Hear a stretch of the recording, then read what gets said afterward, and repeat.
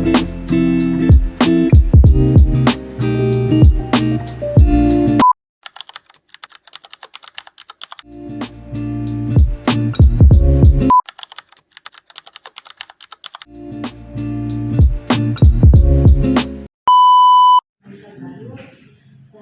Nisa Sri Kusuma Dewi Sumadi, ketua dari kelompok. Ketua dari kelompok kami. Nah, ini adalah rekan saya. Nah, di sini kedatangan kami di sini yaitu untuk wawancara terkait tugas mata kuliah ilmu ekonomi, observasi lapangan. Nah, kami ditugaskan untuk mewawancari tentang pendapatan nasional. TPS ini untuk alat sebagai mengukur pendapatan nasional itu bergerak bertambah. Begini ya, siapa nih? Nisa, ini Safa ya. Fadila. Pendapat nasional itu sebenarnya turunan dari PDB atau PDB produk domestik untuk itu produk domestik itu mengukur semua produksi barang jasa yang dilakukan di tingkat nasional. Jadi semua barang jasa itu diukur kemudian dikurangi dengan produk domestik bruto. Nah, produk domestik bruto ini kan masih bruto ya. Dia masih ada mengandung namanya penjualan barang modal. Karena produksi itu kan itu barang modal ya, faktor produksi namanya barang modal. Pengusutan itu masuk ke PDB. Nah, kalau jadi produk luar yang terjadi di Indonesia itu namanya transport. Jadi transport ditambahkan dengan produk domestik kan itu namanya pendapatan yang dihasilkan seluruh warga negara Indonesia di seluruh dunia. Jadi yang ada di Indonesia dikurangi transfer out ditambah transfer in. Jadi kayak model TKI, TKW yang ada di luar itu dia ke PDB tadi itu jadi pendapatan nasional. Jadi itu pendapatan nasional. Intinya mah PDB dulu yang dihitung. Karena ukuran perekonomian di nasional itu sebenarnya itu kita punya datanya semua barang modal, kemudian itu pengusutannya dalam setahun itu sebagai pengurangan PDB itu metodenya dulu.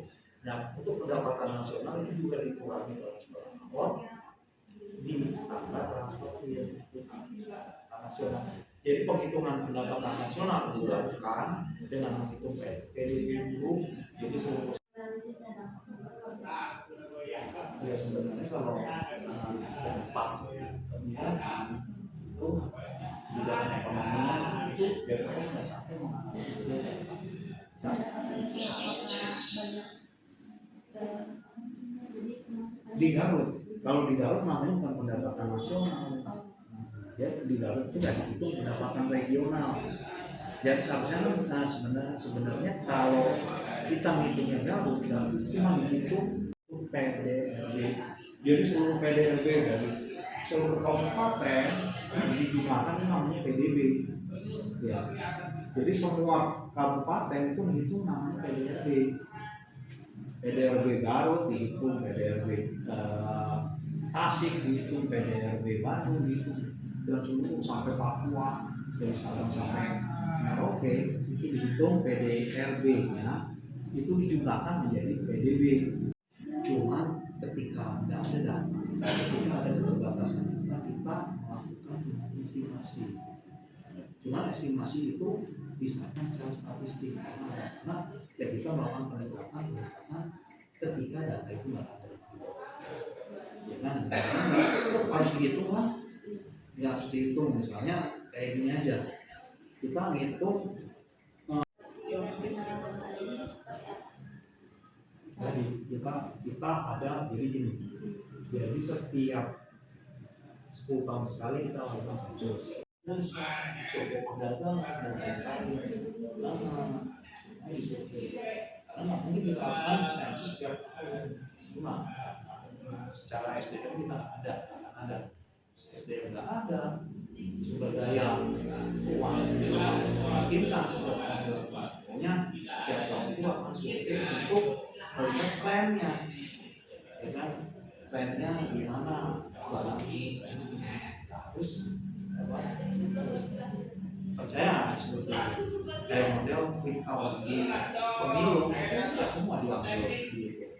Jadi gerakan sampel dia itu mengestimasi jumlah ya, dengan melakukan survei berkendak gitu ya. Jawabannya sudah jelas ya, sudah Data-data dari sektoral, data-data dari BPS sudah melakukan survei di tiap tahun untuk membangun PDB di tiap tahun. PDB tiap tahun ini dihitung PDB dihitung.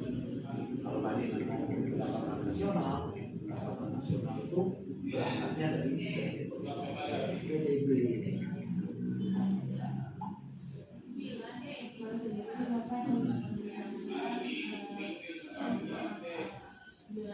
Apabila pertanyaan kami ini sangat di luar konteks yang Bapak.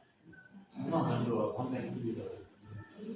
Memang itu tupoksi BPS ya, pendapatan nasional. Cuman kalau pendapatan regional itu pendapatan Garut karena apa? Karena data orang Garut yang terjadi di luar Garut, orang luar Garut yang terjadi di Garut itu nggak ada neraca pendapatan nasional, ahli statistisi ahli muda. MUHDAR Sawe MUHDAR Sawe jabatannya statistisi ahli muda. Walaupun umur saya tua, tapi saya masih jabatannya masih muda.